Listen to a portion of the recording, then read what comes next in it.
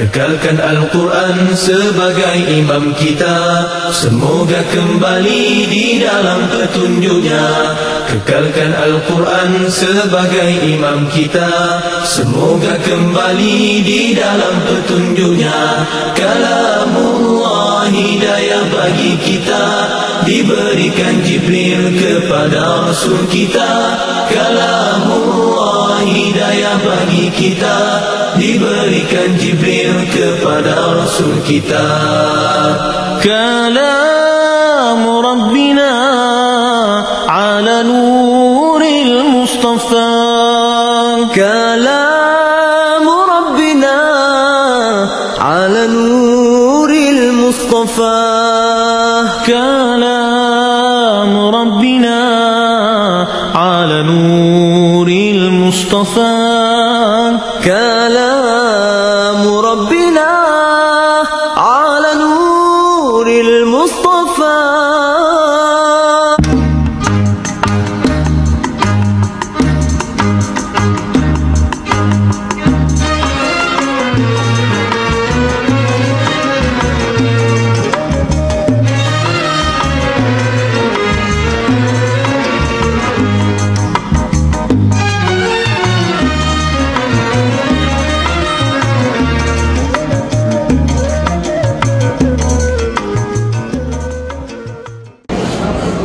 Yang berusaha Encik Siti Yusof, Penolong Kami Pentadbiran SD Tanjung Mas.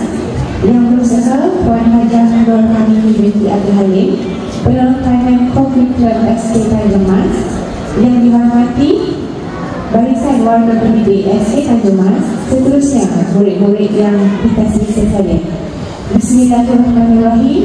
Assalamualaikum warahmatullahi wabarakatuh, dan salam sejahtera kepada semua hadirin yang dihormati. Alhamdulillah, segala puji bagi Allah Subhanahu wa taala kerana dengan izin dan limpah kurnianya kita dapat bersama-sama dalam forum perdana Nuzul Al-Quran di hati pada hari ini. Selawat dan salam ke atas junjungan besar Nabi Muhammad SAW, keluarga, sahabat serta para pengikut baginda hingga hari kiamat. Sidang hadirin yang dirahmati Allah, pada hari ini kita akan membincangkan satu tajuk yang sangat penting, iaitu peristiwa Nuzul Al-Quran. Sebagai umat Islam, kita semua tahu bahawa Al-Quran adalah kitab suci yang menjadi pedoman hidup kita. Namun, sejauh manakah kita benar-benar mengenali Al-Quran? Oleh itu, forum ini akan mengupas 3 aspek utama, iaitu pusingan pertama, pengenalan kepada Al-Quran. Apakah itu Al-Quran dan bagaimana ia diturunkan? Pusingan kedua, kita akan mengupas aspek cara berinteraksi dengan Al-Quran. Adakah cukup sekadar membaca atau perlu lebih daripada itu? Dan pusingan yang terakhir, iaitu pusingan yang ketiga, kelebihan Al-Quran. Bagaimana kitab ini memberi manfaat dalam kehidupan kita? Jadi, bagi membincangkan tajuk ini, kita bertuah kerana bersama-sama kita pada hari ini 3 orang penulis yang hebat dan sangat berwibawa. Baik, sebelum kita meneruskan forum kita, lebih baik kita mengenali sedikit latar belakang penulis kita pada hari ini. Jadi, penulis yang pertama, Ustazah Nur Al-Warni binti Ahmad, seorang guru pelatih HDJF Kampus Pasar Baru. Seterusnya, penulis kita yang kedua, Ustazah Wan Amir Syamini binti Wan Marzuki, juga seorang guru pelatih daripada HDJF Kampus Pasar Baru. Dan penulis kita yang terakhir, penulis ketiga, Ustazah Nabila binti Hatab Ali, seorang guru pelatih daripada UIM, Oxford University. Jadi, untuk pusingan pertama, iaitu pusingan pengenalan kepada Al-Quran dan juga Nuzul Al-Quran, saya ingin ajukan soalan pertama saya kepada Ustaz Al-Wani. Jadi, Ustaz Al-Wani, apakah sebenarnya yang dimaksudkan dengan Al-Quran?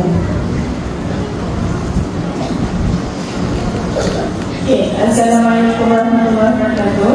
Alhamdulillah rabbil alamin, wassalatu wassalamu ala asyrafil anbiya'i wal mursalin wa ala alihi washabbihi ajma'in. Terima kasih kepada mereka Syekh atas untuk perkongsian forum Nuzul ini. Okey, seperti yang kita tahu, kita dapat sampai ke pertengahan Ramadan, iaitu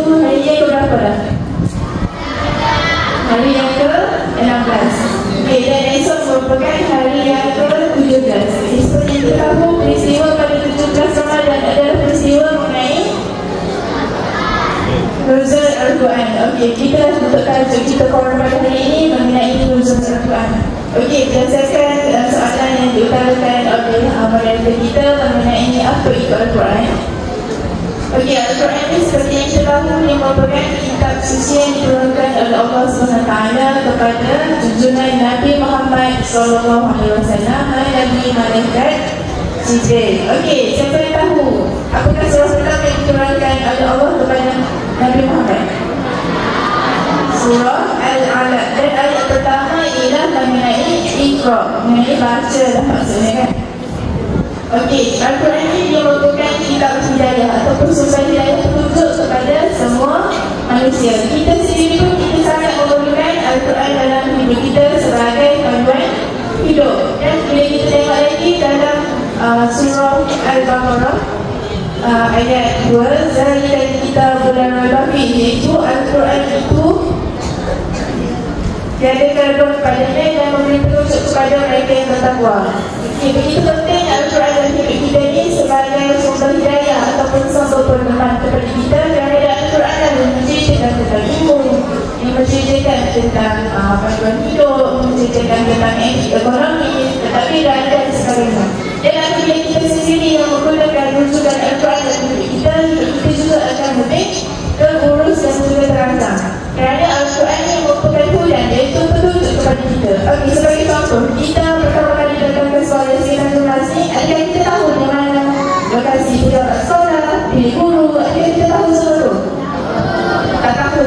Jadi, pentingnya kita ada petunjuk, iaitu kita bertanya kepada orang, okey, mana pejabat, di mana pilih guru untuk kita tahu.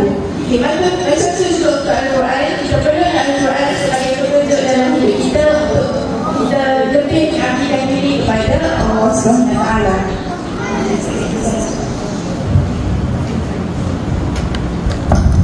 Okey, baiklah. Terima kasih Ustaz Al-Wani atas penerangan yang cukup jelas sebentar lagi. Kini kita sudah memahami bahawa Al-Quran ini merupakan satu mukjizat agung yang diturunkan oleh Allah SWT kepada Nabi Muhammad untuk disampaikan kepada seluruh umat Islam. Jadi seterusnya saya ingin tanya kepada Ustaz Syamini pula, adakah Al-Quran ini mempunyai nama-nama lain atau Al-Quran hanya nama sebagai Al-Quran sahaja? Bolehkah Ustaz jelaskan? Yes. Bismillahirrahmanirrahim. Alhamdulillahirabbil alamin wassalatu wassalamu ala asyrafil anbiya'i wal mursalin wa ala alihi wa sahbihi ajma'in. Terima kasih kepada Cik Akilah selaku moderator forum kita pada hari ini. Baik, untuk menjawab soalan moderator, adakah Al-Quran ini sebenarnya ada nama lain selain Al-Quran? Macam kita tahu Al-Quran ini kita panggil Al-Quran saja. Jadi adakah Al-Quran ini sebenarnya mempunyai nama lain? Al-Quran ini dia sama dengan Allah. Kita sama.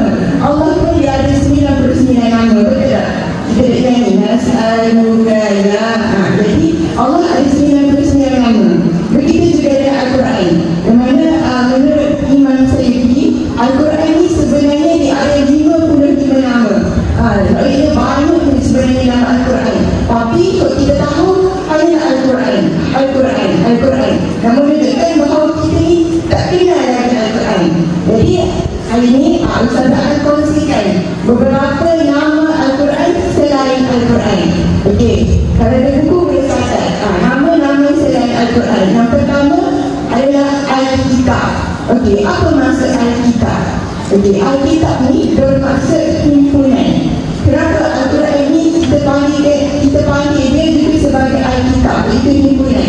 Sebab dalam Al-Quran ini Allah menghimpun segala ilmu pengetahuan, baik pasal sains, pasal teknologi, pasal matematik, bahkan pasal kita tak tahu pada masa akan datang pun Allah telah ceritakan dalam Al-Quran. Sebab itulah Al-Quran ini kita panggil Al-Kitab, himpunan. Awak belajar berapa? Awak tahu berapa? Segala benda awak nak tahu pasal kejadian siang dan malam, Al-Quran pun sudah ceritakan. Awak nak tahu pasal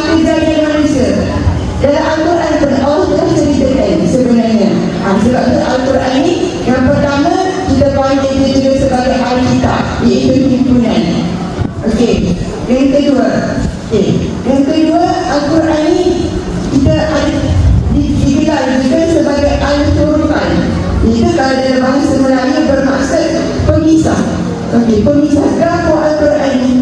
Okey, Al-Quran ini adalah pemisah antara hak dan batil. Sebab apa? Dalam Al-Quran ini Allah telah jelaskan dengan jelas apa yang Allah suruh buat, apa yang Allah tak suruh buat. Jadi Al-Quran ini Al-Quran pemisah antara kita nak ikut ke tak. Dalam Al-Quran Allah telah berfirman untuk kita wajib ke atas kita untuk berpuasa. Maka kita ikutlah, kita wajib untuk kita berpuasa. Okay. Yang ketiga, nama lain selain Al-Quran adalah Al-Zikru, iaitu peringatan. Di mana firman Allah SWT, Inna nahnu nazzalna dzikra wa inna lahu lahafizun. Bermaksud sesungguhnya aku telah turunkan kepada kamu zikra, peringatan, yakni Al-Quran. Wa inna lahu lahafizun, dan aku memeliharanya. Al-Quran ini adalah satu mukjizat yang sangat besar. Yang mana dia berbeza dengan kitab-kitab samawi yang lain. Contoh, dalam kitab samawi yang lain, Taurat, Injil, Zabur, dia sangat berbeza.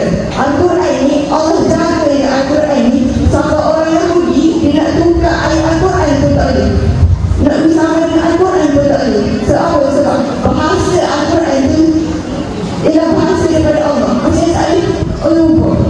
Jadi itulah perkongsian untuk tiga nama Al-Quran. Yang pertama Al-Kitab, Al-Furqan dan Al-Zikru. Sebenarnya banyak lagi nama Al-Quran. Contoh Al-Nur, Al-Bayan. Tapi akan nak kongsi semua mindsetkan kepada kita. Jadi satu kongsikan tiga sahaja dulu. Jadi itu sahaja. Baiklah, terima kasih Ustazah Syamini di atas perkongsian yang sangat menarik sebentar ini. Jadi baru kita tahu bahawa Al-Quran ini sebenarnya mempunyai banyak nama. Ustazah Syamini berkata ini ada 25 nama, antaranya Al-Kitab. Okey, jadi soalan terakhir bagi pusingan yang pertama ini saya ajukan kepada Ustazah Nabila. Jadi Ustazah Nabila, bolehkah Ustazah ceritakan secara ringkas peristiwa turunnya wahyu Al-Quran? Di mana, bila dan bagaimana peristiwa itu berlaku? Bismillahirrahmanirrahim. Alhamdulillahirrahmanirrahim. Wassalamualaikum warahmatullahi wabarakatuh. Wa ala alihi wa sahbihi. Baik, terima kasih kepada kita Cik Akilah. Ada soalan yang diberikan. Okey, kepada kita tanya, bila, di mana wahyu diturunkan, Al-Quran diturunkan? Okey, siapa tahu Al-Quran diturunkan di mana? Di mana? Di Gua Hira. Di situ adalah wahyu pertama diturunkan. Iaitu apa? Surah Al-Alaq. Iqra bismi rabbikal ladzi khalaq. Itu ayat surah Al-Alaq, ayat pertama hingga ayat kelima diturunkan daripada Allah Taala kepada Nabi Muhammad melalui siapa? Melalui malaikat apa? Malaikat Jibril. Okey. Bagaimana ni? Baik. Tapi masa tu peristiwa tu berlaku. Masa tu Nabi berusia 40 tahun. 40 tahun iaitu ketika Nabi dilantiklah, usia Nabi dilantik sebagai Nabi dan Rasul. Semasa tu Nabi ni sebelum ni dia suka pergi ke Gua Hira. Gua Hira ni kalau anda tahu, dia terletak 3 km dari Kota Mekah. Siapa pernah pergi Mekah dari sini? Ada pernah pergi Mekah? Ada. Alhamdulillah. Kalau insyaAllah yang menyusul hari ni. Okey. Jadi Nabi ni dia suka bersembunyi, menghasilkan diri dan beribadah di Gua Hira. Sebabnya dia tak usah sabuk-sabuk. Masa tu waktu kali orang tak jadi hari. Dia banyak orang maksiat, minum mabuk, berzina. Nabi pun tak usah lah, tak suka benda begitu. Dia pun pergi menghasilkan diri di Gua Hira. Masa itulah, masa Nabi tengah beribadah, tiba-tiba turun malaikat Jibril. Turun dan Nabi sangat terkejut. Tengok malaikat Jibril. Nabi kata, siapa ni? Tiba-tiba mandi dengan suara yang yang menunjukkan dan suara yang kuat kan. Mari dia kata Iqra. Dia pergi Nabi kata Iqra. Nabi tak kerti. Kenapa dia baca Iqra? Baca lah. Nabi suruh baca. Nabi tak baca ke tak? Dia tidak dapat membaca, tidak dapat menulis. Kita sebut sebagai ummi. Ummi maksudnya tidak dapat membaca dan menulis. Lepas tu, dia tak boleh dibaca. Macam mana ni? Malaikat Jibril pun perlu lagi sekali. Malaikat kata, Iqra. Nabi kata, aku tak dapat membaca. Nabi sampai lagi kali. Kali yang ketiga, Malaikat Jibril pun turunkan wahyu. Iqra bismi rabbikal ladzi khalaq. Bacalah dengan nama Tuhanmu yang mencipta. Sehingga ayat yang kelima. Itulah peristiwa pertama. Diturunkan pada 17 Ramadan. Hari pertama. Itu saja. Wallahu a'lam. Terima kasih kepada Bilal di atas penceritaan yang sangat jelas. Jadi kita dapat lihat bahawa proses penurunan Al-Quran ini sangat hebat dan sudah tentu ini bukan sesuatu yang mudah untuk dilakukan. Hadirin yang dirahmati sekalian, setelah kita memahami dan terfaham untuk Al-Quran, pusingan-pusingan ini kita akan berbincang tentang cara terbaik untuk berinteraksi dengan Al-Quran. Jadi soalan yang pertama saya nak tanya Ustaz Azania. Jadi Ustazah, apakah maksud sebenar berinteraksi dengan Al-Quran? Adakah membaca atau tilawah Al-Quran ini juga dikira sebagai cara berinteraksi dengan Al-Quran? Terima kasih kepada ketiga Cik Azira. Seperti yang diutarakan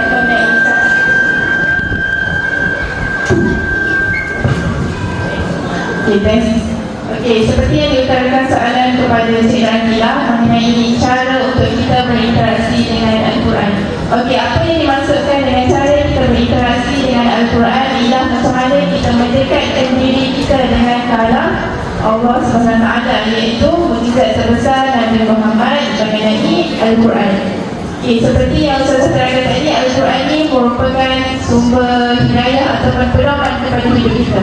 Jadi macam mana cara telefon, kita kena ada cara untuk kita mendekatkan diri dengan kalam Allah, iaitu dengan kita berinteraksi dengan Al-Quran. Saya kongsikan salah satu cara ialah dengan tilawah. Apa yang dimaksudkan dengan tilawah ialah membaca Al-Quran dengan tartil dan juga bertajwid. Setiap hari kita di sekolah ada program Tadarus Al-Quran, betul kan? Betul ke salah? Betul. Kita di sekolah waktu Ramadan ni bulan puasa, panitia pendidikan Islam anjurkan program Tadarus pada waktu rehat. Itu merupakan salah satu antara cara kita berinteraksi dengan Al-Quran. Jadi untuk kita bertadarus, ialah pentingnya ialah istilah yang kita tahu mengenai tartil, iaitu membaca dengan betul dan juga bertajwid. Maksudnya untuk bacaan tartil ni sebutan huruf jelas, istilah lancar dan juga kita kena jaga hukum tajwid. Hukum tajwid semua ni kita dah belajar start daripada kita kelas sampai kita dah tahun enam, kita pun belajar mengenai hukum tajwid. Jadi penting untuk kita jaga bacaan tajwid itu supaya dengan cara itulah bacaan kita akan lebih lancar dan sebutan dan lebih jelas. Jadi maksud yang disampaikan dalam Al-Quran itu juga adalah benar, mudah untuk kita faham. Dalam surah Al-Muzammil ayat 4 juga dikatakan Waratil Quran tartila, iaitu bacalah Al-Quran dengan tartil serta bacalah Al-Quran dengan tartil dan bertajwid, iaitu mengikut apa yang disarankan, iaitu mengikut hukum tajwid dan juga bacaan yang jelas. Untuk bacaan Al-Quran tartil, selain itu kita kena juga tahu mengenai adab sebelum kita baca Al-Quran, iaitu dengan mengambil wudu. Yang pertama ialah mengambil wudu. Yang kedua membaca dengan bermula dengan isti'azah dan juga basmalah. Itu merupakan salah satu adab Al-Quran yang mana penting untuk kita amalkan untuk lebih mengukuhkan lagi bacaan kita. Jika adab-adab itu kita jaga, maknanya untuk kaedah bacaan Al-Quran ini lebih bermaknalah untuk kita berinteraksi dengan lebih baik dengan Al-Quran. Terima kasih Ustaz Azwani. Jadi kita dapat fahamlah bahawa kita ini kena sentiasa baca Al-Quran, sekurang-kurangnya sehelai sehari pun dah okey, supaya kita dapat berinteraksi dengan kalam Allah. Jadi keseluruhan ini, adakah hanya dengan berinteraksi dengan Al-Quran atau ada cara lain yang kita boleh buat selain pada tilawah Al-Quran?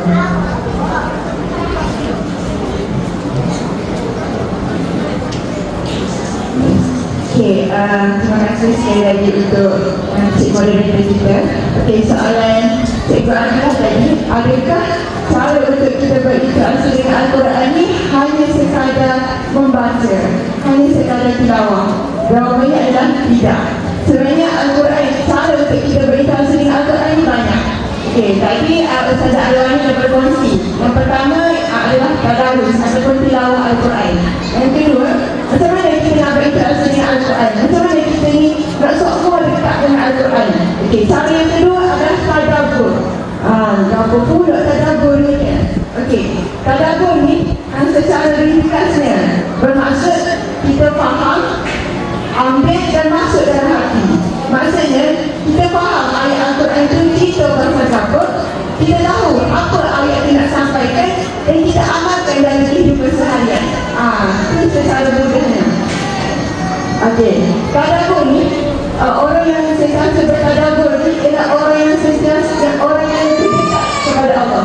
Kalau kita tengok berapa lama baca Quran, habis setiap tahun datang, setiap Ramadan datang, tapi berperannya masih lagi tak boleh, tak comel. Sebab apa? Sebab dia tak tadabbur, dia tak fahami apa makna ayat Al-Quran dan ayat. Contoh dalam surah Al-Mu'minun, Allah kata a'udzubillahi minasyaitanir rajim, qad aflaha al-mu'minun alladzina hum fi salatihim khashi'un. Sesungguhnya orang mukmin itu, orang mukmin yang berjaya adalah orang yang dalam solat ini dia khusyuk. Berapa lama orang mukmin, orang Islam, dia semaya, pagi siang malam semaya, tapi dia masih lagi melakukan maksiat. Sebab apa? Sebab dia tak khusyuk, dia tak faham apa erti solat dalam kehidupan dia. Macam itu juga Al-Quran.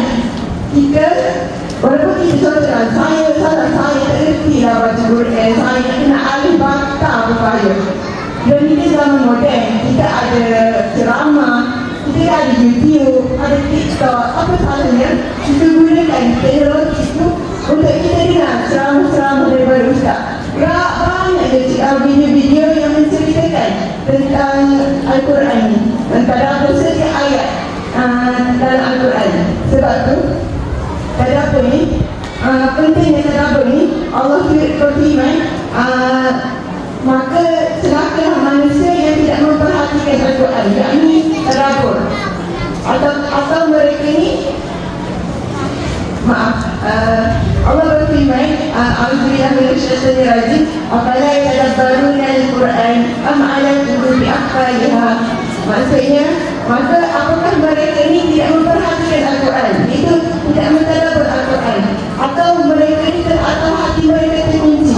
Nah, ayatnya Allah mencela orang-orang yang tidak mentadabbur Al-Quran, orang-orang yang hanya membaca Al-Quran begitu sahaja, tapi dia tak faham apa maksud Al-Quran. Jadi saya seru kepada semua lah, kita waktu kita tak berhenti baca Quran, at least kita dengar ceramah. Ustaz ni cerita pasal apa, buka je apa je dalam YouTube. Okey, tadabbur surah Al-Fatihah ayat 1, hari-hari dengar. InsyaAllah kita akan lebih dekat dengan Allah SWT. Jadi itu sahaja daripada saya. Okey, jadi kita sudah jelas bahawa Al-Quran ni bukan sahaja untuk dibaca, tapi untuk dipahami dan juga dihayati isi kandungannya. Jadi terima kasih macam ini atas proses sebentar tadi. Jadi kita beralih kepada panel yang ketiga, Ustazah Nabila. Jadi Ustazah Nabila, selain tilawah dan juga tadabbur, masih ada tak cara-cara untuk kita berinteraksi dengan Al-Quran ini? Terima kasih kepada atas soalan tersebut.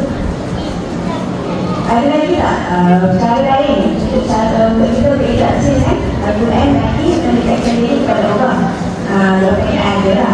Selain kita baca Quran, kita tadabbur, kita tengok maksud kita kan, kita menyanyi kita kan, kita boleh buat ada apa? Itu dengan menghafal dari hafazan. Sebab itu ada cara lain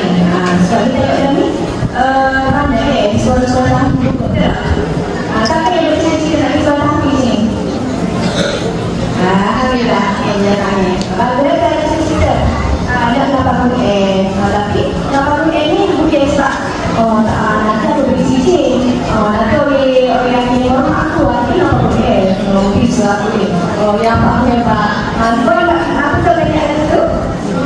Tak betul. Kita kena lihat ikhlas. Tak apa kita dapat bukan. Sebab apa? Bukan sebab tak puja yang bukan sebab tak suci. Bukan sebab manusia. Tetapi sebab Allah Ta'ala. Kita tak mengingatkan diri kepada Allah. Jadi kita tahu Allah ni sangat menjaga. Sangat menjaga. Allah yang dapat bukan. Kalau jenazah tapi tadi dia tidak luput. InsyaAllah tidak luput dan ada luput. Lawan lagu dia. Baik selalu kan. Sekali apa? Ayat dalam dan lain yang diberi cara berita asli bagi amalan saya ia ikhlas. Kita ini sebab kita nak menghayati kita kembali pada Allah dan mengamalkan. Kita tak amal saja, kita bukan tapi amal juga. Yang kedua mestikan kita bagaimana kita nak amal dengan baik, mestikan kita perlu menentukan waktu yang konsisten. Bila biasa kalau nak pakai itu, baca itu, untuk sudah biasa. Kita tak biasa. Biasanya kita pilih waktu yang terbaik atau kita paling ngantuk, sorry. Kenapa aku suka juga? Kenapa? Oleh waktunya sebab subuh atau sebelum tidur, waktu yang biasa aku suka lagi. Yang ketiga kita memulai dengan surah pendek. Dengan kali kita ni pakai surah Al-Quran juga. Surah Al-Quran ni panjang. Maknanya awak apa ni? Apa saya pada juz amal. Juz 30. Surah An-Nas, surah Al-Falaq. Baru dalam kamu tiga surah yang lebih panjang. Bagi tak kalau awak tahu ada lalu, awak jadi lupa. Seterusnya untuk amalan yang berdosa mestilah mengulang. Kalau tak boleh ia tak lagi nak dan boleh dan boleh buat itu boleh. Kalau salah dulu nak tak esok nak boleh. Kalau kita tahu amalan itu betul tak? Okey. Kalau apa boleh tulang. Dan seterusnya bacaan tartib. Bagaimana bacaan tartib? Supaya masa tak panggil lagi. Bagaimana maksud dia? Iaitu bacaan terbaik. Al-Quran ini dia ada beberapa jenis bacaan. Bacaan laju, bacaan sederhana, bacaan perlahan. Tapi yang Al-Quran ini adalah tartib. Maksudnya bacaan perlahan dan jelas. Kalau bunyi putih-putih. Jangan murid yang kita putih-putih. Kita boleh sebut tu. Tahu betul amalan itu. Dan jangan lupa tengok Quran.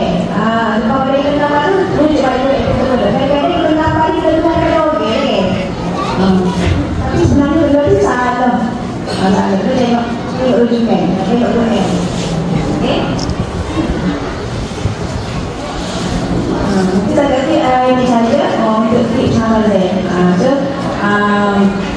kenapa dan juga ada cara kita berinteraksi dengan Al-Quran saya kepada tilawah dan tadabbur. Wallahu a'lam. Okey, terima kasih Tuan Nabila.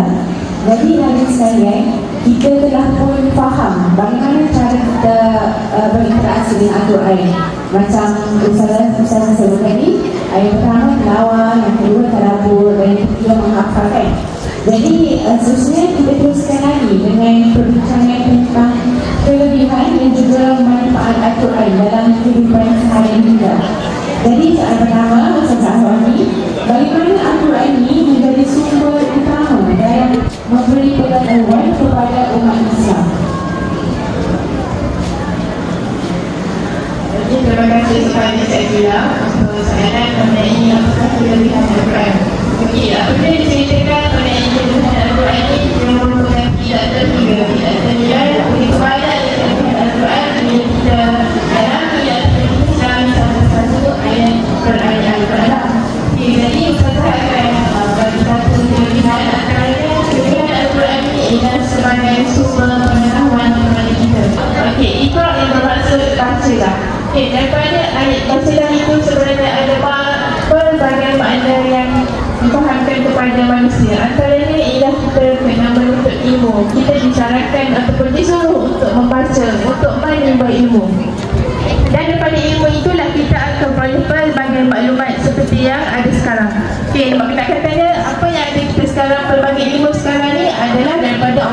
Taala daripada sumber Al-Quran itu sendiri. Dan bila kita tengok antara dalam surah dalam surah Al-Baqarah ayat 185, Syahrul Ramadan allazi unzila fihi al-Quran hudan linnas wa bayyinatin minal huda wal furqan, yang bermaksud bulan Ramadan ini diturunkan Al-Quran adalah sebagai petunjuk kepada sekalian manusia yang menjelaskan antara yang salah dan juga yang benar. Okey, daripada Al-Quran tu pelbagai maklumat ataupun pelbagai ilmu yang menerangkan kepada kita apakah yang perlu yang kita lakukan, apakah yang benar dan apakah yang salah. Oleh itu, kita sebagai manusia ni kita ambil segala ilmu yang ada dalam Al-Quran dan kita terapkan dalam kehidupan kita. Antaranya ialah peraturan hidup. Sama juga dalam Al-Quran juga disebut mengenai peraturan ataupun aturan hidup kita sejak daripada kita bangun hingga kita tidur sebelum tidur malam lah. Okay, semua tu ada diceritakan. Okay, daripada kita bangun adanya doa bangun tidur, kita bersuci, kita mandi, itu pun disebut dalam Al-Quran. Misalnya kata langkah-langkah lah. Okay, oleh itu sumber ilmu pengetahuan dalam Al-Quran ni tidak terhingga. Antaranya ilmu matematik, ilmu sains tentang kejadian siang dan malam, kejadian manusia itu sendiri pun diceritakan dalam Al-Quran. Macam mana kita diciptakan, macam mana kita dilahirkan, semua itu ada diceritakan dalam Al-Quran. Jadi bagaimana kita untuk mengetahui ilmu-ilmu tersebut adalah dengan cara kita ingat balik pada perbincangan yang dikongsikan Ustaz ni ialah mengenai tadabbur oleh Ustaz Syamili. Dengan cara itulah untuk kita lebih memahami apa yang tersirat dalam Al-Quran itu sendiri. Jadi bagi itu sahaja saya kira ini kelebihan Al-Quran. Okey, terima kasih Ustaz Aiwani. Sememangnya Al-Quran merupakan sumber dan juga pegangan utama bagi umat Islam. Al-Quran juga adalah penawar hati dan juga sumber pegangan jiwa. Jadi sekarang ini saya nak tanya tentang media, adakah Al-Quran ini memberi ketenangan jiwa dan dapat membantu seseorang menghadapi tekanan hidup? Bismillahirrahmanirrahim. Kita menjawab soalan yang Cik Malaysia, adakah Al-Quran ini memberi ketenangan, kebahagiaan ataupun ketenangan dalam kita dalam hidup ni? Kita ada duit banyak sekali mana pun, kalau kita tak tenang, kita tak ada hidup juga. Betul tak? Betul. Kalau kita kaya tapi kita banyak hutang, adakah kita masih bahagia? Tak bahagia. Jadi Al-Quran ni dia penawar, maksudnya dia penyembuh segala kegelisahan, segala kesedihan. Sebab apa? Sebab Al-Quran ni dia mampu memberi ketenangan jiwa dalam kehidupan seseorang. Yang mana Rasulullah SAW bersabda, ketika sakinatu nazalat bil Quran. Yang mana ketenangan itu datang daripada Al-Quran. Hadis riwayat Bukhari dan Muslim. Bermaksudnya ketenangan tu, kita nak tenang ke apa pun nak tenang adalah ketenangan ni adalah maksudnya kita rasa suka. Ni kita main sekolah, kita rasa serabut, kita kena rumah serabut, itu maksudnya kita tak tenang tu. Ketenangan ni adalah kita sentiasa gembira, kita boleh menghadapi ujian hidup kita tu dengan mudah, untuk reda. Maksudnya ketenangan lah. Rasulullah SAW bersabda, ketenangan itu datang daripada Al-Quran. Maksudnya apa? Maksudnya, contohlah kalau kita ni ada masalah, ada ujian hidup, kita janganlah benda pertama sekali kita kena buat apa? Kita kena ambil sebenarnya, kita cari Quran. Ni dah, kalau ada masalah sikit, ada masalah sikit, dia buatlah sekitar pandai-pandai, sekitar WhatsApp. Mulai kau gitu. Tak boleh, dia buat story, dia repost ayat sedih-sedih. Maksudnya, bila kita ada masalah, sayang tak selesai yang kita, kawan tak sebaik yang kita, sayang belakang kita sabar je. Tapi kita buka Quran, kita baca daripada dia. InsyaAllah, dia tak segala daripada kita. Sebab apa? Sebab ayat-ayat Al-Quran ni, kita kata surat cinta daripada Allah kepada hamba-Nya. Macam kita lah contoh, kita ada dewa, kita beri surat cinta, kita suka kita. Suka. Ada dewa, kita belakang. Kita suka. Macam tu juga adalah kita suka baca, tak kira kita suka. Allah kata kita. Jadi Al-Quran ni hebat konsider, hebat mujizatnya. Dia mampu melembutkan hati seseorang.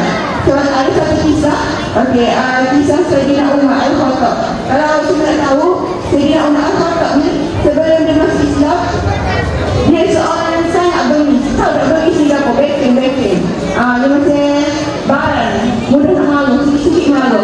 Dan dia seorang yang sangat gagah perkasa. Umar Al-Khattab ni sebelum dia masuk Islam. Tapi macam mana Umar Al-Khattab ni dia masuk Islam? Dia masuk Islam, masa tu dia nak pergi serang Rasulullah. Lepas tu on the way dia nak pergi serang Rasulullah tu, dia lari umur dia. Lepas tu dia dengar adik dia Fatimah duk baca surah Toha. Surah Toha. Dia dengar tu, dia sudah lembut hati dia. Secara tidak langsung, secara kata hidayah kedatang daripada Allah. Secara tidak langsung, Umar terlembut hati dia. Lepas tu Umar pun ajaklah adik dia Fatimah ni untuk masuk Islam terus. Ini hebatnya ayat daripada Allah ni. Sebab tu kalau nanti esok awak ada contoh lah, kalau saya awak tak dengar kata awak sudah suruh Tuhan dulu, insyaAllah confirm dia akan lembut hatinya. Kata saya terang amin. Kalau jaga kesalahan suruh Tuhan, Quran ni nanti buka suruh Tuhan, buka suruh Tuhan ayat 1, 2, 2 kesilapnya.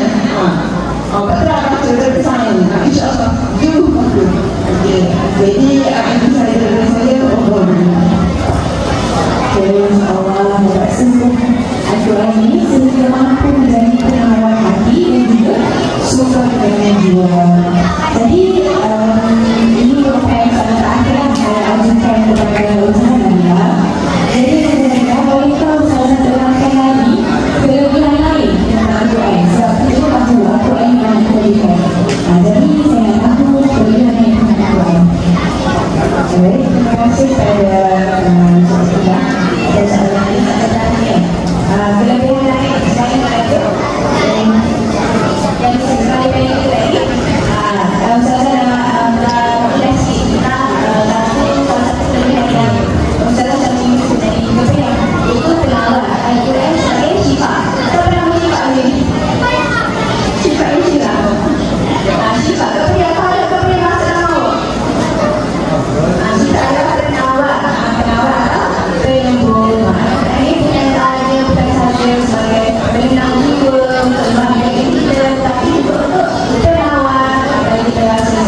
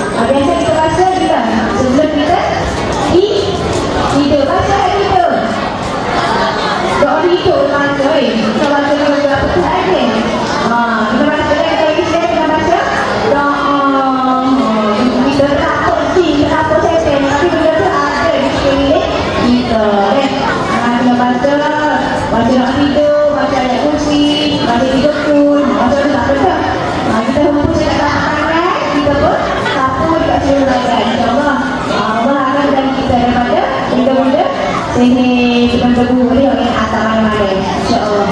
Bismillah. Okey, seterusnya kalau kita sesudah ni orang ini berbanding penyakit. Antara penyakit jiwa apa dia? Depression, tekanan ni. Macam-macam lah kita jiwa, kita berapa lagi penyakit. Wajah kita pun dalam juga. Ada boleh. Dari kita macam-macam lah. Betul tu? Boleh? Dilawat ni? Al-Quran. Banyak Al-Quran ni. Jadi Allah tu tadi saja. Sebagai sifat juga untuk kita. Dan itu saja. InsyaAllah kita berharap semua kita ni dapat hafal. Semua yang penting tu dan amalkan dalam kehidupan seharian. Okay, boleh? Boleh tak? Boleh? Tadi apa soalan boleh tak? Boleh. InsyaAllah ni. Okey, terima kasih Alhamdulillah atas perkongsian yang ringkas tapi padat sebenarnya. Jadi Alhamdulillah kita telah mendengar perkongsian yang sangat bermanfaat daripada ketiga panel sekarang hari ini.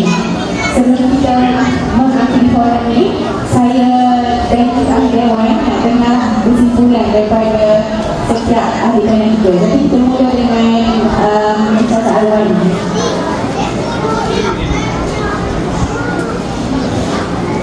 Okey, sebagai kesimpulan untuk forum kita pada hari ini.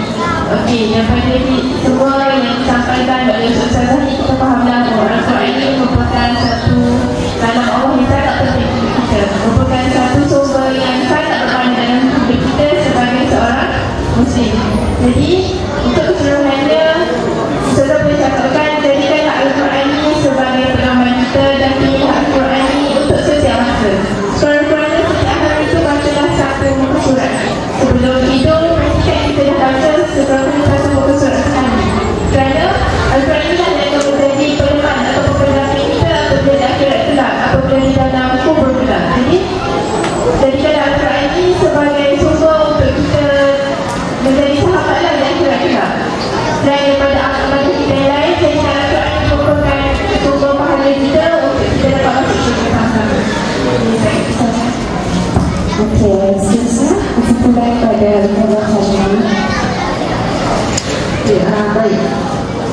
Sebagai kesimpulannya, sekarang kita ni berada di masa dunia akhir zaman, yang mana masa Rasulullah masih tidak lagi. Rasulullah kata tempoh nak dekat akhirat tu seperti dua negara yang aku ini. Masa ini dah dekat dah. Masa sekarang ni dah. Masa Rasulullah hidup, kalau masa Rasulullah hidup dia dah dekat sekarang ni dah. Hari kiamat tu. Tapi maka kita lagi sebenarnya kita ni semakin dekat dengan hari kiamat. Takut kita dengan hari kiamat ni. Takut kita hari kiamat ni apa? Hari kiamat ni hari di mana semua ni akan musnah. Sekolah, tengok ni semua akan musnah. Jadi untuk kita sebagai umat akhir zaman, kita ni perlu jadikan Al-Quran ini sebagai sahabat kita, sebagai sahabat siang dan malam dan sepanjang masa. Jadi Al-Quran ini kata sebagai peneman hidup, pedoman yang utama. Sebab apa? Sebab Al-Quran lah dia akan memberi syafaat kepada kita esok nanti. Al-Quran ni lah yang akan memberi syafaat kepada kita. Sebab apa? Bila mana kita mati esok, bila mana kita mati esok dalam kubur, kita duduk dengan siapa? Bila kita mati, kita masuk dalam kubur, kita duduk dengan siapa? Esok ya. Kubur ni nak kecil, bukan aku dari kubur. Tidak kan? Tapi Al-Quran ni, kalau kita dah baca siang dan malam, hari-hari kita baca. Ustazah lah, saya tak reti baca Quran. Baca ikut tu pun mesti ada Al-Quran juga. Bila kita baca hari-hari Al-Quran, siang dan malam, Al-Quran sendiri akan menemani kita. Al-Quran sendiri akan suruh kubur kita. Mestinya kita tak takut dalam kubur nanti. Ada satu kisah mana berkisah Rasulullah cerita bila mana seseorang tu mati, selagi dia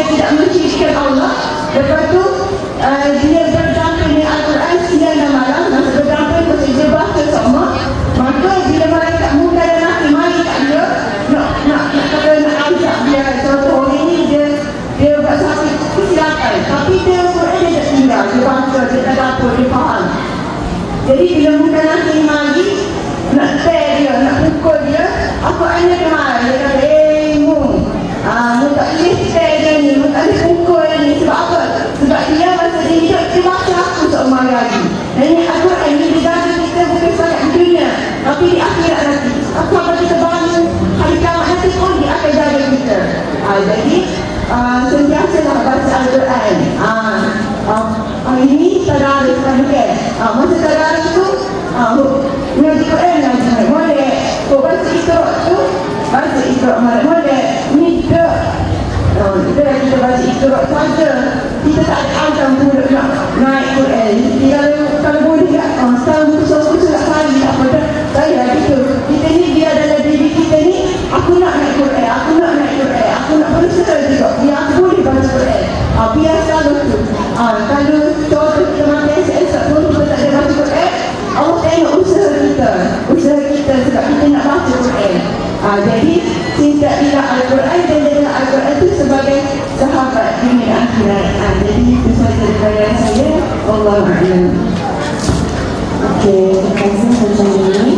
Dan kemudian terakhir disusulkan daripada Ustazah Nadia. Jadi baiklah Ustazah Al-Rani memang macam ni tu. Sama sikit lah. Al-Quran ni masa kita mati tak boleh. Kita masa kita meninggal lagi. Kita sorry ada ibu botol. Tak ada saya itu pun. Ada ni hati dan tidak jalan. Dan keadaan kita kubur ni keadaan ni sangat sepi, gelap lagi, takut orang sorry ni. Tapi apa yang akan menerangi kita? Menerangi kubur kita. Tak apa ya? Macam Quran. Kalau kita tak baca, tak apa. Kasih orang kubur kita.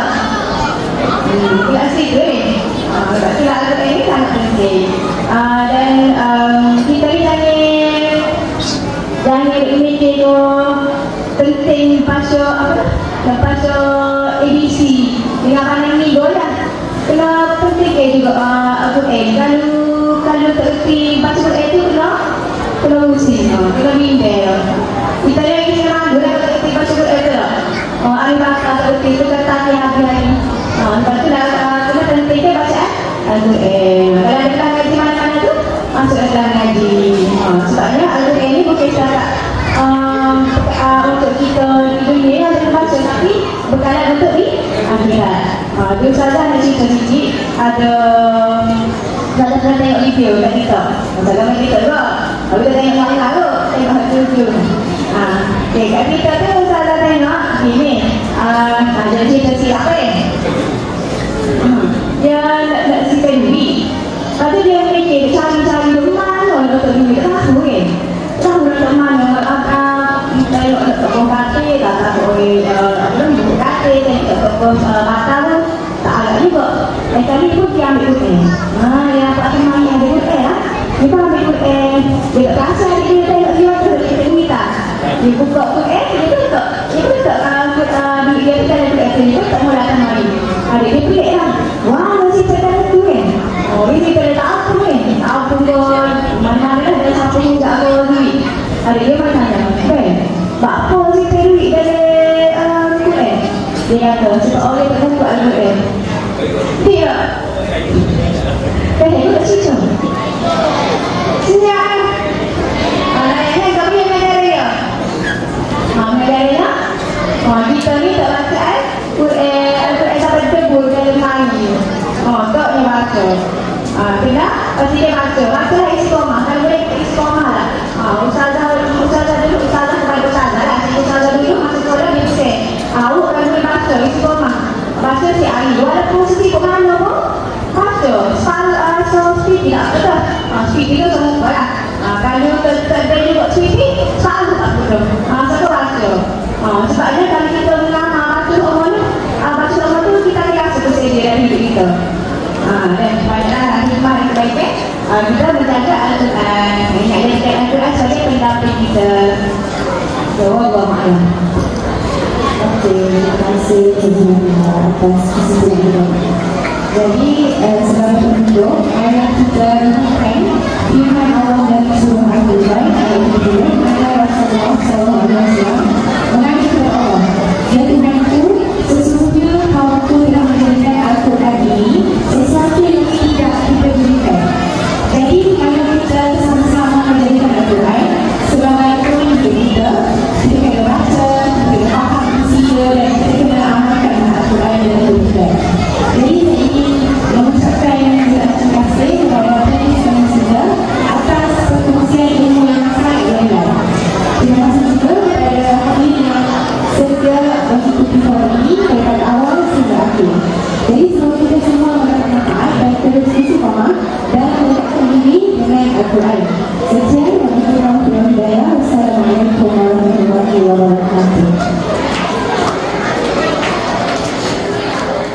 Al-Quran